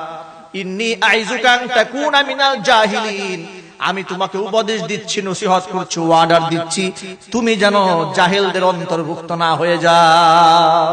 সুবহানাল্লাহ। আল্লাহ রাব্বুল আলামিন বলছেন, তুমি জাহেলদের তুমি অন্তর্ভুক্ত হয়ো না। এখন নূহ আলাইহিস সালাতু ওয়াস সালাম পরের বাক্যে বলছেন, এখন তো কথা একটা বলে ফেলেছেন, সমাধান করতে হবে না। তিনি একটা কথা বলেছেন, আল্লাহ তার জবাব দিয়েছেন। এখন তিনি কি বলেন শুনেন। ক্বালা রাব্বি ইন্নী আউযু বিকা আন আসআলাকা মা লাইসা লি বিহি ইলম। আল্লাহ তাআলা যে ব্যাপারে আমার ইলম নাই, যে ব্যাপারে আমার জ্ঞান নাই, মা লাইসা লি বিহি ইলম, আয় আল্লাহ তাআলা যে ব্যাপারে আমার ইলম নাই, যে ব্যাপারে আমার জ্ঞান নাই, সেই ব্যাপারে শুধু তোমার কাছে প্রশ্ন না করি, এখান থেকে তুমি আমারে বাঁচাও। সুবহানাল্লাহ। আল্লাহ আমি এই ব্যাপারে জানতে চাই না, যতটুকু জেনেছি ব্যাস খালাস। তুমি আমাকে ধমকি দিয়েছো জাহেলদের অন্তর্ভুক্ত হওয়া যাবে না, বাস চুপ হয়ে গেলেন। আল্লাহর সামনে কতটা বিনয়, নবী হওয়ার পরেও তাদের মধ্যে ভয়। আল্লাহু আকবার বলেন। নবী হওয়ার পরে কত ভয়। আল্লাহ তাআলা যে ব্যাপারে আমার জ্ঞান নাই আমি চুপ থাকতে চাই। আর আমার সমাজের মধ্যে, মুসলমানদের মধ্যে ইলম কালাম কিছুই নাই, কিন্তু এমন বহুত লোক আছে ইলম থাক আর না থাক খতিব সাহেবের ভুল ধরা এক নাম্বার। যদি বলেন ঠিক কিনা? সূরা ফাতিহাও ঠিক নাই। পেটের মধ্যে পাড়া দিলে, পেটের মধ্যে যদি পাড়া দেন, একটা সূরা বলার সাহস হবে না, সূরা বলার হিম্মত রাখে না। কিন্তু ইমাম সাহেব নামাজে 1 মিনিট দেরি করলে মাথা গরম হয়ে যায়। এরকম পাগল সমাজে আছে না নাই? আরো চিৎকার যেমন আছে না নাই? এগুলা হচ্ছে জাতীয় পাগল। কথা ঠিক করে বলেন। এগুলা মুসলিম জাতির পাগল, মুসলিম সন্তানদের অভিশাপ। নিজের হাজারো ভুল আছে, নিজে সুদের ব্যবসা করে খবর নাই। সুদখোর তো নরসিংদীতে নাই মোটেও। ঘুষের ব্যবসা করে, চাঁদাবাজি করে, মাস্তানি করে, ডাকাতি করে, খুন খারাপি করে। নিজের ঘরের বউ পর্দায় থাকে না, নিজের মেয়ের 5টা বয়ফ্রেন্ড আছে, ছেলে পেলের সাথে আড্ডা দেয়, ওইদিকে মাথা গরম নাই, কিন্তু ইমাম সাহেবের কি করে কোন দিকে তাকায় তার নজর সেই দিকেই থাকে। ঠিক কিনা বলে? এই সমস্ত জাতীয় পাগল, এগুলা কি? এই জাতীয় পাগলেরা মুসলিম জাতির পাগল। আলেম ওলামার সম্মান বুঝে না। ইমাম সাহেব যদি কোনো কারণে একদিন 2 মিনিট পরে মসজিদে ঢুকে, বাজার গরম, ঠিক কিনা, বাজার গরম হয়ে যায়, হুজুরে খাইয়া কোনো কাম নাই, হুজুরে খেয়ে কোনো কাজ নাই, শুধু শুধু দেরি করে, পাগল হয়ে যায় সমালোচনা করতে। অথচ যিনি যত বড় তার সম্মানটাও তত বড়। সমালোচনা তো কারো জন্যই জায়েজ নাই, সে বড় হোক আর ছোট হোক, সমালোচনা কারো জন্যই জায়েজ নয়। তবে যিনি বড়, তাকে বড়র সম্মানটা আপনি রক্ষা করতে হবে। আল্লাহ নবী সাল্লাল্লাহু আলাইহি ওয়াসাল্লাম বলেছেন, আমাদের সমাজের লোকেরা বর্তমানে দুষ্ট খুঁজে পায় না, দুষ্টাকে গবেষণা করে বের করে। ঠিক কিনা? আরো আসতে বলে রাত 12টা বাজে, আর আমাদের সমাজে সমালোচনার প্রতিযোগিতা চলছে। কথা ঠিক কিনা চিৎকার দিয়ে বলতে হবে। সমালোচনার প্রতিযোগিতা চলছে। দাড়িওয়ালার সমালোচনা, টুপিওয়ালার সমালোচনা, পাগড়িওয়ালার সমালোচনা। সাধারণ মানুষ তো করে, সাথে সাথে কিছু আদনা মার্কার মৌলবী আছে যারা জাহেল, ওই জাহেল গুলা বিভিন্ন আলেম সমাজের সমালোচনা করে, আছে না নাই? আরো যে বলেন আছে না নাই? আপনি জানেন না এই সমালোচনা তারা কেন করে? এই সমালোচনা তারা করে হিংসার কারণে। হিংসা অন্তরের মধ্যে জাগ্রত হয়ে যায়, হিংসায় অন্তরটা ভরা। বলে ওই হুজুরকে সবাই সালাম দেয়, তার ওয়াজে হাজার হাজার মানুষ হয়, সবাই ওনাকে দাওয়াত দেয়, কিন্তু আমারা তো কেউ দাওয়াত দিল না। ঠিক কিনা জোরে বলেন? উনারে কেউ দাওয়াত দেয় না। তখন তিনি সবার কাছে ফতুয়াবাজি করে যে বক্তাগিরি ভালো না। ঠিক কিনা? বক্তাগিরি ভালো নাই, বক্তারা টাকার জন্য ওয়াজ করে, কিন্তু যে ফতুয়া দিচ্ছে সে ফতুয়া দেয় কেন? ওরে কেউ টাকা দেয় না, এই জন্য। কথা ঠিক কিনা জোরে বলেন? ওরে কেউ দাওয়াত দেয় না, এই জন্য সে সমালোচনা করে। ও যে এত মুখলিস, এত পরহেজগার, বেহেশত থেকে সার্টিফিকেট নিয়ে আসছে, এই জাতি এর পরে সম্মান দেয় না এর দাবি অনুযায়ী। ও এমন ভাবে সমালোচনা করছে যে এরা সব দুজকি, সব বিভ্রান্তর, সব হকের মাপ কাঠিয়ে আমি একদম বেহেশত থেকে সার্টিফিকেট নিয়ে আসছি। কথা ঠিক না? চিৎকার দিয়ে বলে সমালোচনা করে। আল্লাহর ওয়াস্তে ভয় করুন, আল্লাহকে, সমালোচনা বন্ধ করে দিন। এই কোরআনে হাকিমের 26 নম্বর পারায় আপনারা বিরক্ত হচ্ছেন, কষ্ট পাচ্ছেন? কিছুক্ষণ চলবে। এই কোরআনে হাকিমের 26 নম্বর পারার 16 নম্বর পৃষ্ঠায় সূরা মুহাম্মাদের মধ্যে আল্লাহ রাব্বুল আলামিন বলছেন, ইয়া আইয়ুহাল্লাযীনা আমানু ইজতানিবু কাসীরাম মিনাজ-যন্ন ওয়ালা তাজাসসু ওয়ালা ইয়াগতাব বা'দুকুম বা'দা আইয়ুহিব্বু আহাদুকুম আন ইয়াকুলা লাহমা আখিহি মাইতান ফাকারিহতুমুহু ওয়াত্তাকুল্লাহ।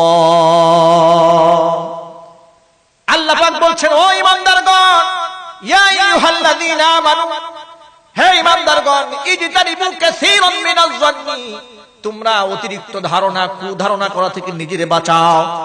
ইন্না বা'দাজ-যন্নি ইসমুন, কোন ধারণা তোমার জন্য গুনাহের কারণ হয়ে যায়, তুমি জানো না।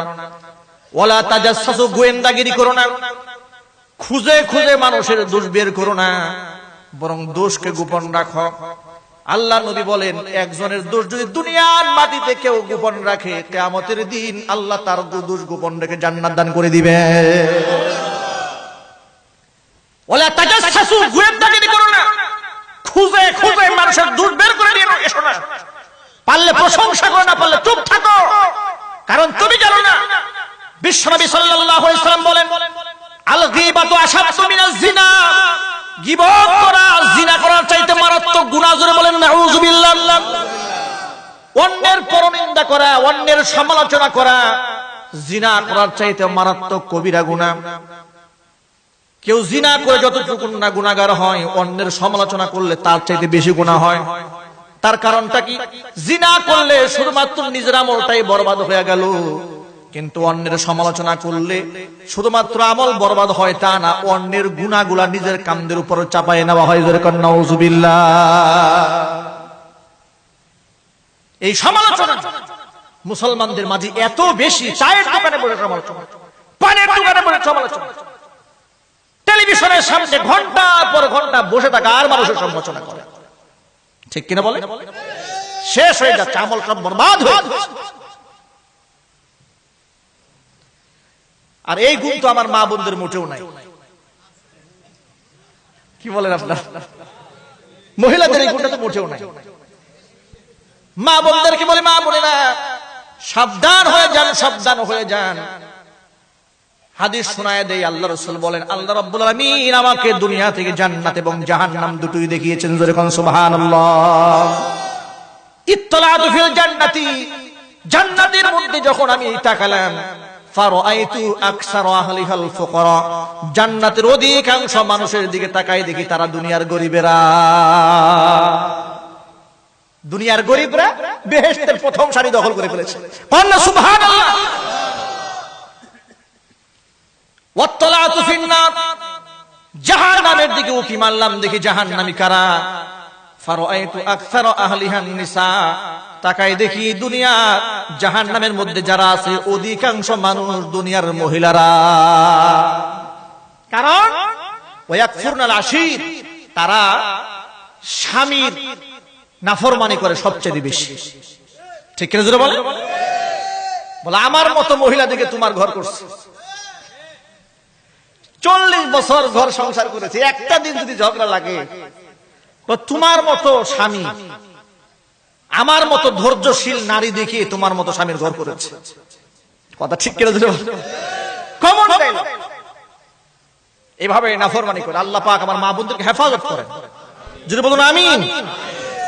ভালো মা বোনও আছে আলহামদুলিল্লাহ, কিন্তু সংখ্যায় সেটা খুবই কম। আল্লাহ পাক মা বোনদের বুঝার তৌফিক দান করেন। আবার শুধু মা বোনদেরকে বললাম, পুরুষদেরকে বলবো তা নয়, বহুত পুরুষেরাও আছে নারীদের প্রতি জুলম করে। ঠিক কিনা? ঘরে গিয়েই এক ধমক দিয়ে বসে, খাবার হয় নাই, সারাদিন কি করেছে, এক ধমক দিয়ে বসে, নারীকে কষ্ট দেয়। এটাও করা যাবে না, উভয়কে ব্যালেন্স করতে হবে। আল্লাহ যেন তৌফিক দান করেন। সমালোচনার কথাই বলছিলাম। সমালোচনা এটা গীবতটা গীবাতে পরিণত হয়েছে, ঠিক কিনা? হিংসা, হিংসা, হিংসাই সমস্যা শেষ হয়ে গেল। অন্যের সমালোচনা করছে, ইমাম সাহেবের সমালোচনা করছে, আলেম ওলামার সমালোচনা করছে, বড় দাড়িওয়ালারা দেশটা খাইছে। কি করে সমাজের লোক এরকম আছে কিনা? দাড়িওয়ালারা নাকি খাইছে। দাড়িওয়ালা কেমনে খাইল? দাড়িওয়ালারা কি এমপি হয়েছে, মন্ত্রী হইল, প্রধানমন্ত্রী হয়েছে, দেশ চালাইলো সব দাড়ি ছাড়া লোকেরা, আর খাইলো নাকি সব হুজুরেরা। আজীব। আল্লাহ যেন হেফাজত করেন। জোরে কোন আমিন। আরো চিৎকার দিয়ে বলেন আমিন। আমার বন্ধুগণ, এই জন্য আল্লাহ রাব্বুল আলামিন যেন সমালোচনা থেকে আমাদের হেফাজত করেন। জোরে বলেন আমিন। যে কথা আপনাদের সামনে পেশ করতেছিলাম, হযরত নূহ আলাইহিস সালাতু ওয়াস সালাম তার সন্তান নাফরমান হওয়ার কারণে আল্লাহ পাক বলেন, নূহ রে, এই সন্তান তোমার পরিবারের অন্তর্ভুক্ত নয়। তাহলে মুসলমানের ঘরে জন্ম নিলে শুধু মুসলমান হয়ে যায় না, নিজেকে আমল দিয়ে পরিবর্তন করতে হয়। জোরে কোন ঠিক কিনা? নিজের আমলকে শুধরান, আমলকে শুধরাতে হবে। ইতিহাস, হযরত নূহ আলাইহিস সালাতু ওয়াস সালামের ইতিহাস আল্লাহ পাক এখানে বললেন। যে কথাটা বলার জন্য এই লম্বা কথাটা আপনাদের সামনে পেশ করেছি, সে কথা কিন্তু বলা হয় না। সেই কথা হলো, আমি যে বয়ানের শুরুতে বলেছিলাম, আল্লাহ পাক বলেন এই উম্মত হচ্ছে শ্রেষ্ঠ উম্মত, কিয়ামতের দিন সাক্ষী হবে। তো কিভাবে সাক্ষী হবে এই কথাটা বোঝাবার জন্য এই লম্বা একটুখানি বললাম, এটা আরো লম্বা, একটু শর্ট করেই লম্বা করলাম। সেটার কারণ হলো এই ইতিহাস থেকে আমরা জানতে পারলাম নবী নূহ আলাইহিস সালাতু ওয়াস সালামকে তার উম্মতেরা যে কত কষ্ট দিয়েছে তার কোনো ইয়ত্তা নাই, হিসাব নাই। কথা ঠিক কিনা জোরে বলেন? এই ইতিহাস কোরআনে আছে না নাই? আরো জোরে বলতে হবে, আছে না নাই? ইতিহাস কোরআন থেকে জানতে পারলাম আল্লাহ রাব্বুল আলামিন তিনি নবী নূহ আলাইহিস সালাতু ওয়াস সালামকে বলবেন, নবী নূহ তোমার উম্মতেরা বলছে তুমি নাকি দায়িত্ব ঠিকমতো পালন করো নাই। নবী নূহ আলাইহিস সালাতু ওয়াস সালাম বলবে আমার পক্ষে সাক্ষী আছে। বলে তোমার পক্ষে সাক্ষী কারা? আমার পক্ষে সাক্ষী হলো আখির জামানার পয়গম্বর বিশ্বনবী জনাব মুহাম্মদ রাসূলুল্লাহ সাল্লাল্লাহু আলাইহি সাল্লামের উম্মতেরা আমার পক্ষে সাক্ষী দিবে। আল্লাহু আকবার। তার উম্মতেরা আশ্চর্য হয়ে যাবে, উম্মতি মুহাম্মদী এসেছে সবার পরে আর আমরা আসলাম সবার আগে। আমরা যখন দুনিয়াতে ছিলাম এই উম্মত তো ছিল না, কেমনে সাক্ষ্য দিবে? এই আয়াতটা হলো তার দলিল। আল্লাহ পাক বলেন ওয়া কাযালিকা জাআলনাকুম উম্মাতাও ওয়াসাতাল লিতাকুনু শুহাদা আলান নাস ওয়া ইয়াকুনার রাসূলু আলাইকুম শাহীদা। তোমাদেরকে আমি মধ্যম পন্থা অবলম্বনকারী উম্মত বানালাম আর কিয়ামতের দিন যাতে তোমরা লোকদের উপর সাক্ষী হয়ে যেতে পারো। তখন উম্মতে মুহাম্মাদী কিয়ামতের দিন নবী নূহ আলাইহিস সালাতু ওয়াস সালামের পক্ষে দাঁড়ায় যাবেন। তারা বলবে আমরা সাক্ষ্য দিব। উম্মতেরা বলবে তোমরা কেমনে সাক্ষ্য দিবা? তোমরা ছিল না। বলে আমরা না ছিলাম, আমরা ছিলাম না তাতে কি হয়েছে? কোরআনে কারীমের আয়াত নাজিল করে তোমাদের সব ইতিহাস আল্লাহ পাক আমাদের জানিয়ে দিয়েছে। এত মর্যাদায় উম্মতের বিশ্বনবী সাল্লাল্লাহু আলাইহি ওয়াসাল্লাম বলেছেন। এরপর আল্লাহ পাক বলে ওয়া ইয়াকুনার রাসূলু আলাইকুম শাহীদা, এবং রাসূল আপনি উম্মতের উপরে সাক্ষী হয়ে যাবেন। আল্লাহর নবীর একজন সাহাবী নাম ছিল আব্দুল্লাহ ইবনে মাসউদ রাদিয়াল্লাহু তাআলা আনহু। এত সুন্দর করে তিনি কোরআনে কারীমের তিলাওয়াত করতেন। আব্দুল্লাহ ইবনে মাসউদের কণ্ঠে কোরআন শোনার জন্য আল্লাহর রাসূলও বেকরার হয়ে যেতেন। কোরআন কারীম হচ্ছে পৃথিবীর শ্রেষ্ঠ সুরের কিতাব। কথা ঠিক না জোরে বলে? এত মজা আছে এই কোরআনে। কোরআন তিলাওয়াতের মজা যদি কোনো বান্দা বান্দি পেয়ে যায়, গানের সুরের মধ্যে এত মজা থাকে না। কোরআনের সুরের মধ্যে যত মজা আল্লাহ পাক দান করেছেন। আল্লাহ নবী কোরআন কারীম তিলাওয়াত করতেন, কাফির বেঈমানেরা হুজুরের কণ্ঠে কোরআন শোনার জন্য বেকরার হয়ে যেত। আল্লাহ নবী কোরআন কারীম তিলাওয়াত করতেন, রাতের আধারে আবু জাহেল, উতবা, শাইবা, ওয়ালিদ ইবনে মুগীরা পেছনে পেছনে দাঁড়িয়ে হুজুরের মুখ থেকে কোরআন কারীমের তিলাওয়াত শুনতেন। চিৎকার দিয়ে বলেন সুবহানাল্লাহ। এত মজা এই কোরআন কারীমের তিলাওয়াতের মধ্যে। কিয়ামতের ময়দানে হযরত দাউদ আলাইহিস সালাতু ওয়াস সালামের জবানে আল্লাহ পাক কোরআন পড়াবেন। আল্লাহু আকবার বলেন। এত সুন্দর কণ্ঠ আল্লাহ পাক তাকে দান করেছেন। আমি সাধারণ মানুষ, আমি নিজে দেখেছি মসজিদুল হারামে বাইতুল্লাহতে নামাজ যখন আমরা পড়তে দাঁড়িয়েছি, বাইতুল্লাহ নামাজে দাঁড়িয়ে দেখেছি বহুত মুসল্লিরা বাইতুল্লাহর খতিব সাহেবদের তেলাওয়াতের শুনে শুনে চোখ থেকে পানি ঝরাচ্ছে। তারা অর্থ জানে না, বুঝেও না, কিন্তু আল্লাহ রাব্বুল আলামিনের কালামের শান এটা। আমি আমার নিজে দেখেছি ফজরের নামাজের ইমামতি করেছে আমি নিজে। আমি দেখেছি মুসল্লিরা কান্না করে চোখের পানি দিয়ে বুক ভাসিয়ে দিয়েছে। এটা আমার শান নয়, এটা আমার বরত্ব নয়, এটা আল্লাহ পাকের কোরআনের বরত্ব। যখন সুবহানাল্লাহ। কোরআন কারীমের তিলাওয়াত সাহাবায়ে کرام এত মজা করে করতেন। আব্বাদ ইবনে বিশর রাদিয়াল্লাহু তাআলা আনহু গজওয়ায়ে যাতির রিকাব যুদ্ধের ময়দান থেকে ফিরে আসার সময় বিশ্বনবী সাল্লাল্লাহু আলাইহি ওয়াসাল্লাম তিনি যখন সাহাবায়ে کرامদেরকে তাবুর মধ্যে বিশ্রাম নিতে বললেন, দুজন সাহাবীকে পাহারা দেওয়ার জন্য জিম্মাদার বানায় দিলেন। একজন হচ্ছে আব্বাদ ইবনে বিশর, একজন হচ্ছে আম্মার ইবনে ইয়াসির রাদিয়াল্লাহু তাআলা আনহু। আব্বাদ ইবনে বিশর রাদিয়াল্লাহু তাআলা আনহু রাতের আধারে তিনি দাঁড়ায় দাঁড়ায় চিন্তা করছেন, দাঁড়িয়েই তো থাকবো, পাহারাই তো দিব, শুধু শুধু দাঁড়ায় থেকে লাভটা কি? রাতে যতক্ষণ দাঁড়িয়ে থাকবো ততক্ষণ সময়টা নামাজের মধ্যে কাটায়া দেই। রাতের বেলায় সাহাবায়ে کرامদেরকে পাহারা দিচ্ছিলেন আর নামাজের মধ্যে দাঁড়ায় তিনি কোরআন কারীমের তেলাওয়াত করছিলেন। নামাজের তেলাওয়াত এত মজা, তিনি নামাজের মধ্যে তেলাওয়াত করছেন। আর রহমান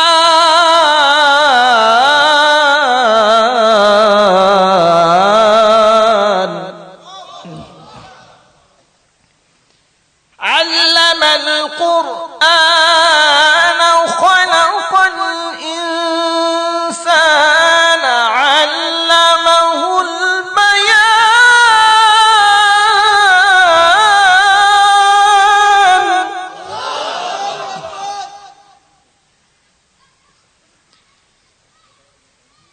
الشمس والقمر بحسبان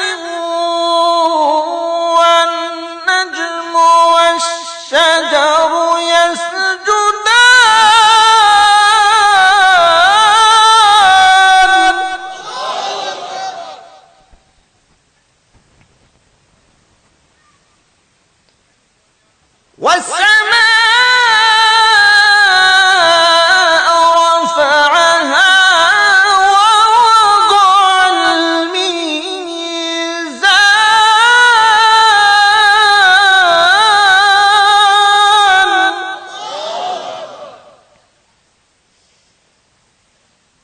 বন্ধুগণ আমার, আব্বাদ ইবনে বিশর রাদিয়াল্লাহু তাআলা আনহু নামাজের মধ্যে কোরআন কারীম তিলাওয়াত করছিলেন। এত মজার সাথে দূর থেকে কাফের বেঈমান তীর মেরে দিয়েছে। নামাজরত অবস্থায় হযরত আব্বাদ ইবনে বিশরের গায়ের মধ্যে তীর ঢুকে গেছে, কিন্তু তিলাওয়াতের মধ্যে এত মজা, এত জমে গিয়েছিলেন তিলাওয়াতের মধ্যে তিনি ঢুকে গেলেন, নামাজ তিনি ছাড়তে ছিলেন না। কাফির দূর থেকে আরেকটা তীর মেরে দিয়েছে, আব্বাদের বাম বাজুর মধ্যে এসে বিঁধে যায়। আব্বাদ ইবনে বিশর রাদিয়াল্লাহু তাআলা আনহু নামাজ শেষ করে সাহাবায়ে কেরামদেরকে জাগায় তুললেন। আল্লাহর নবী তাকায় দেখেন আব্বাদ ইবনে বিশরের দুই বাহুর মধ্যে দুই তীর, রক্তে সারা শরীর রঞ্জিত হয়ে যায়। হুজুর বলেন, আব্বাদ প্রথম যখন তীরটা মারলো নামাজ কেন সাল্লা না? আব্বাদ ইবনে বিশর বলে, ইয়া রাসূলুল্লাহ, নামাজের মধ্যে এত মজা পাচ্ছিলাম, কোরআন তেলাওয়াতের মধ্যে মনে চাচ্ছিল না নামাজ ছেড়ে দেই, তিলাওয়াতটা বন্ধ হয়ে যাক। আমার যদি মনের মধ্যে এই চিন্তা না আসতো আমি শহীদ হয়ে যাব আর আমার নবী এবং তার সাহাবায়ে কেরাম আক্রান্ত হবে, ওই ভয় যদি অন্তরের মধ্যে কাজ না করতো, আল্লাহর কসম করে বলে শহীদ হয়ে গেলেও নামাজ ছেড়ে দিতাম না। আমার সাহাবায়ে কেরাম নামাজের মধ্যে মজা পেয়েছেন, আমরা কিন্তু নামাজের মধ্যে কোনো মজা পাই না। তার কারণটা কি? তার কারণ হলো নামাজ আমরাও পড়ি কিন্তু সেই মজা নাই। তার মজা না থাকার পিছনে কারণ হলো যেই জামাটা পরেছে ওই জামাটা সুদের টাকায় কিনা, যেই জায়নামাজের মধ্যে সেজদা দেয় ওই জায়নামাজটা সুদের টাকার জায়নামাজ, যেই দেহটা নিয়ে আল্লাহর কাছে দোয়া করছি, যে রক্ত মাংস গায়ের মধ্যে হয়েছে সুদের টাকা দেওয়া হয়েছে। কথা ঠিক কিনা জোরে বলেন? হারামের টাকার কোনো ইবাদত আল্লাহর কাছে কবুল হয় না, মজাও লাগে না।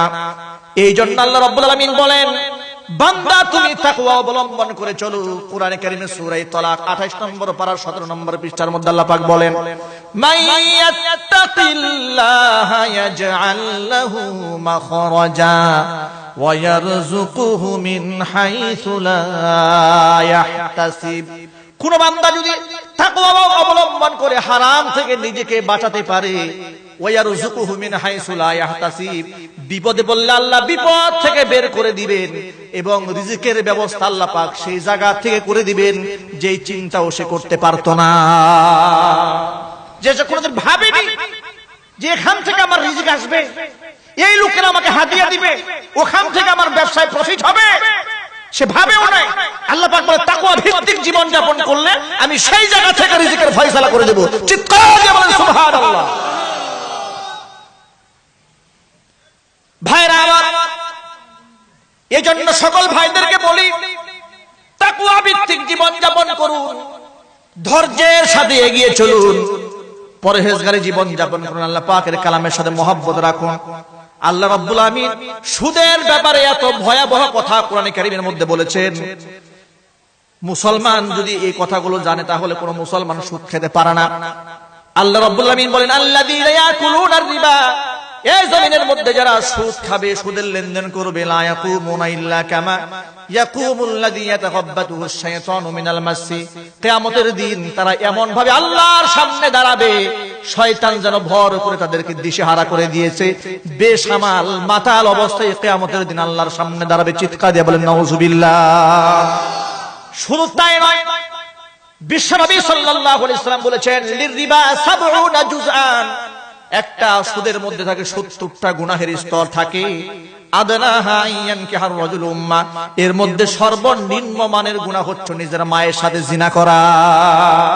ও মুসলমান ভাইরা আমার, এই হাদিস কারো কানের মধ্যে ঢুকার পরে কোন মুসলমানের বাচ্চাকে সুদ খাইতে পারে?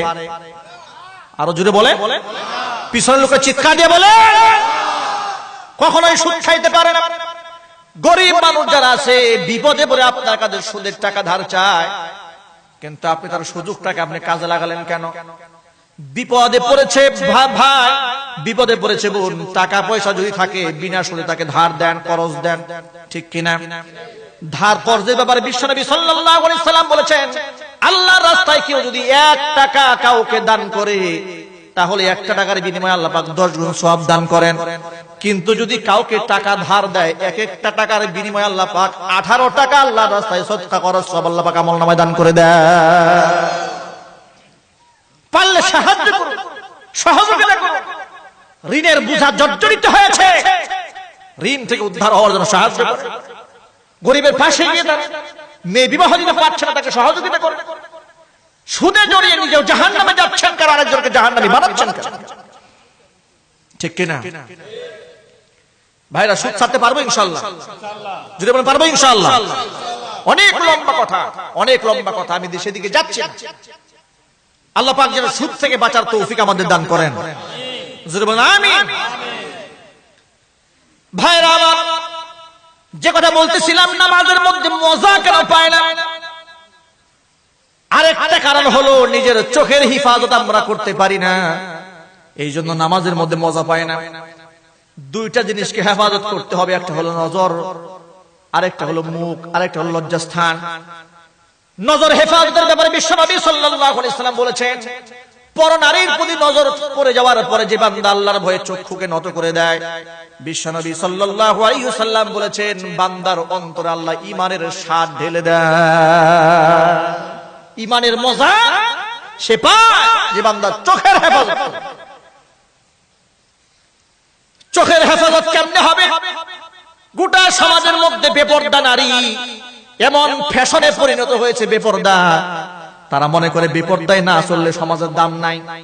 নিজেকে দামি বানাবার জন্য জিন্সের প্যান্ট পরে রাস্তায় তারা চলে, নিজেকে দামি বানাবার জন্য পার্লারে গিয়ে সেজে গুজে বিয়ের অনুষ্ঠানে যায়। কথা ঠিক কিনা? এর দ্বারা আমি বলি, ও মা বোনেরা আমার, এর দ্বারা আপনার দাম বাড়ে না, আপনার সম্মান হয় না, এর দ্বারা আপনার বেইজ্জতি ছাড়া কিছুই হয় না। আপনি সেজে গুজে রাস্তায় বের হয়ে গেলেন, রাস্তার দোকানদার, এমনকি কুলিওয়ালা, ঠেলাওয়ালা, রিক্সাওয়ালা, যারা জুতা সেলাই করে, তারাও কামকাজ বাদ দিয়ে আপনার দিকে তাকায় থাকে। ঠিক কিনা বলে? আচ্ছা, এদের কি সম্মান হলো? আপনার স্ত্রীর দিকে, আপনার মেয়ের দিকে হাজারো লম্পটেরা লোলুপ্ত দৃষ্টি দিল, এদেরকে আপনার ইজ্জত বেড়ে গেল, এদের সম্মান হয়ে গেল। এটা কোন ধরনের সম্মান আবার বুঝে আসে না। নিজের জীবন যৌবন বিকিয়ে দেওয়ার নাম যদি সম্মান হয়, তাহলে পৃথিবীর সবচেয়ে সম্মানিত প্রাণীর নাম হচ্ছে কুকুর। ঠিক কিনা জোরে বলে? তারা বেশি সম্মান, ওদের কোনো সম্মান। ওরা খালি গায়ে চলে, যেখানে যা খুশি তাই করে। এটার নাম যদি ইজ্জত হয়, তাহলে আন্তর্জাতিক মানে মিস ওয়ার্ল্ড নাম না দিয়ে মিস ডগ ওয়ার্ল্ড একটা উপাধি দেওয়া দরকার। ঠিক কিনা? মিস ডগ মানে কুকুরকে ক্রেশ দেওয়া হবে। কেন? কারণ কুকুরের কোনো লজ্জা নাই, ও যার সামনে যা মনে চাই তাই করে। পৃথিবীর মধ্যে বিভিন্ন দেশে অনেক বছর ধরে চলে আসতেছে বিশ্ব বেহায়া আপনার আন্তর্জাতিক মানে সুন্দরী প্রতিযোগিতা, তারা নাম দেয় মিস ওয়ার্ল্ড, মানে বিশ্বের মধ্যে সে সেরা সুন্দরী। এটা একটা প্রতিযোগিতা গোটা ওয়ার্ল্ডের বিভিন্ন উলঙ্গ দেশে, মুশরিক, খ্রিস্টান, ইহুদি, নাসারাদের দেশে হয়ে থাকে।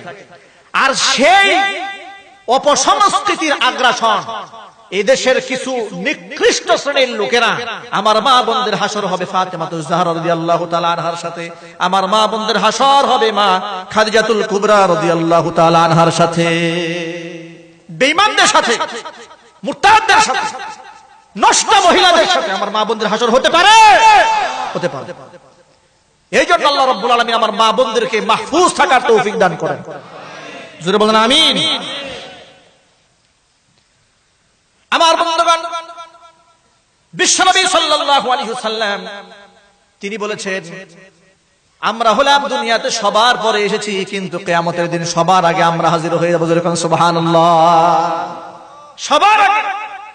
নাহনুল আখিরুন ওয়াস-সাবিকুনা ইয়াউমাল কিয়ামা। দুনিয়াতে এসেছি সবার পরে, কিন্তু জান্নাতে যাব সবার আগে।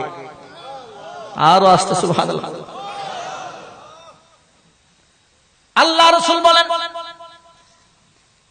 জান্নাতের দরজার মধ্যে কেউ টোকা দিতে সাহস পাবে না, জান্নাতের দরজার মধ্যে তালা লাগানো থাকবে। সবার আগে আল্লাহ নবী জান্নাতের দরজার মধ্যে যখন নক করবেন, ফেরেশতারা জিজ্ঞেস করবে মান আনতা। আল্লাহ রাসূল বলবেন মুহাম্মদ সাল্লাল্লাহু আলাইহি ওয়াসাল্লাম। তখন ফেরেশতারা বলবে, হ্যাঁ এই নামটার ব্যাপারে আল্লাহ পাক আমাদের অর্ডার দিয়েছেন, এই নামের যদি কেউ দরজায় নক করে দরজা খুলে দাও। আপনার আগে আল্লাহর কসম, আপনার আগে এই দরজায় কেউ নক করে নাই, কারো সাহস হবে না। সুবহানাল্লাহ। ইমামুল মুরসালিন, শাফিউল মুজনিবিন, রাহমাতুল লিল আলামিন, গোটা জাহানের জন্য সরদার ছিলেন, গোটা জাহানের রাসূল। সেই রাসূল সাল্লাল্লাহু আলাইহি ওয়াসাল্লাম কেউ আল্লাহ পাক হেদায়েতের মালিকানা দিয়ে দেন নাই। সুবহানাল্লাহ। হেদায়েতের মালিকানা কার হাতে? জোরে বলুন, কার হাতে? আল্লাহ পাকের হাতে। এটা দিয়ে বয়ান শুরু করেছিলাম যে হেদায়েতের মালিক পৃথিবীর কোন হুজুর নয়, কোন আলেম নয়, কোন পীর নন, কোন বুজুর্গ নন, এমনকি আল্লাহ রাসূল যেখানে হেদায়েতের মালিক নন। এই কোরআনে হাকিমের মধ্যে আল্লাহ রাব্বুল আলামিন সূরা কাসাসে বলেছিলেন, চাচা, আপন চাচা আবু তালেব কালিমা ছাড়া যখন দুনিয়া থেকে চলে গেল কাফির হয়ে চলে যাওয়ার পরে বিশ্বনবী সাল্লাল্লাহু আলাইহি সাল্লাম এত কষ্ট পেলেন মনে। চাচা আমাকে এত মোহব্বত করেছে, এত ভালোবেসেছে, কালিমা ছাড়া দুনিয়া থেকে চলে গেল, জাহান্নামে চলে যাবে। আফসোস, আল্লাহর নবীর চোখের পানি।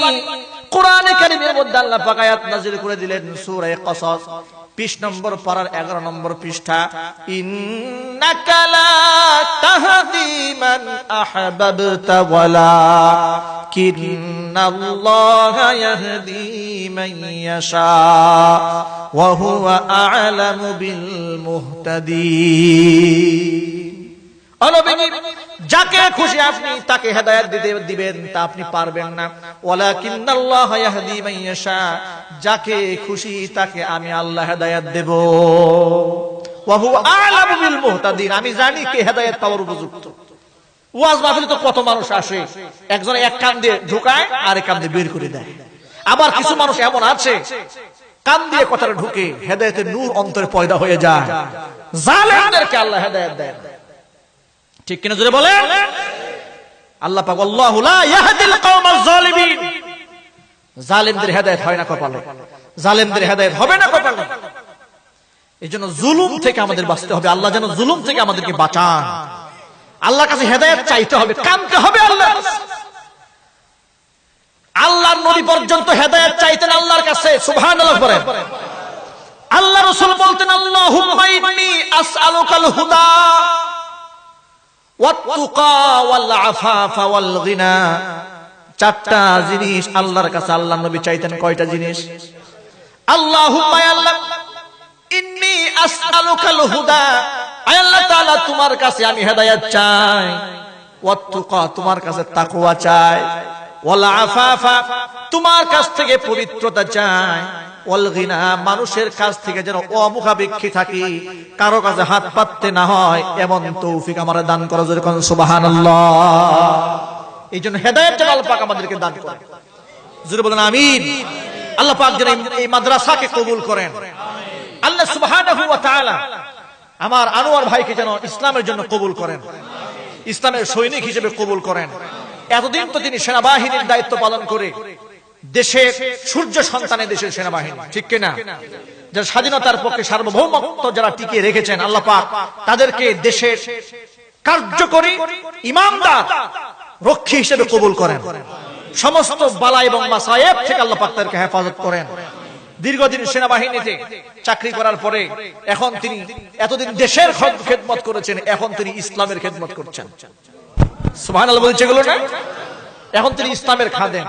মসজিদের সাথে, মাদ্রাসার সাথে, উলামায়ে কেরামের সাথে সুসম্পর্ক তিনি কায়েম করেছেন। আল্লাহ পাক যেন গাজী সালাউদ্দিন আইয়ুবের মতো ঈমান দান করেন। আল্লাহ রাব্বুল আলামিন খালিদ বিন ওয়ালিদ রাদিয়াল্লাহু তাআলা আনহুর মতো তাজা ঈমান দান করেন। আল্লাহুম্মা আমিন। ربنا ظلمنا أنفسنا وإن لم تغفر لنا وترحمنا لنكونن من الخاسرين ربنا لا تزغ قلوبنا بعد إذ هديتنا وهب لنا من لدنك رحمة إنك أنت الوهاب ربنا آتنا ما وعدتنا على رسلك ولا تخزنا يوم القيامة إنك لا تخلف الميعاد আল্লাহ তাআলা মাবুদ, গভীর রজনী পর্যন্ত কোরআন ও সুন্নাহ নিয়ে আলোচনা করে বড় আশা নিয়ে তোমার শাহী দরবারে ভিক্ষুকের মতো হাত দুখানে বাড়িয়ে দিলাম। মেহেরবানি ক্ষমা করে সওয়াবের হাদিয়াটুকুন তোমার হাবিবের রওজা মুবারকে পৌঁছিয়ে দাও। তামাম পৃথিবীর মাটির নিচে যত মুমিন মুমিনাত মুসলিমিন মুসলিমাত ছিল বিদায় হয়ে চলে গেছেন, আল্লাহ তাদের আরওয়াহের উপর সওয়াবের হাদিয়াগুলি পৌঁছিয়ে দাও। আল্লাহ তাআলা খাস করে এই ফুরকানিয়া মাদ্রাসাকে কিয়ামত পর্যন্ত কবুল করে নাও। মাদ্রাসার যত হাজত রয়েছে তোমার গায়বে খাজনা থেকে মিটিয়ে দাও। আল্লাহ তাআলা এই মাহফিলের আয়োজন যিনি করেছেন, দূর দারাজ থেকে যে সমস্ত ভাইরা বোনেরা শোনার জন্য এসেছেন, এই মাহফিল আমি সহ সকল ভাই বোনদের জন্য হেদায়েতের জরিয়া বানিয়ে দাও। কিয়ামতের দিন এই মাহফিল আমাদের সকলের জন্য নাজাতের ওসিলা বানিয়ে দিও। আল্লাহ তাআলা দুনিয়ার সাধারণ আগুন সহ্য করতে পারি না, জাহান্নামের আগুন কেমনে সহ্য করব? মাবুদ গো, জাহান্নামের আগুন থেকে আল্লাহ তুমি আমাদের বাঁচাও। জাহান্নামের আগুন থেকে আল্লাহ তুমি আমাদের বাঁচার তৌফিক দান করে দাও।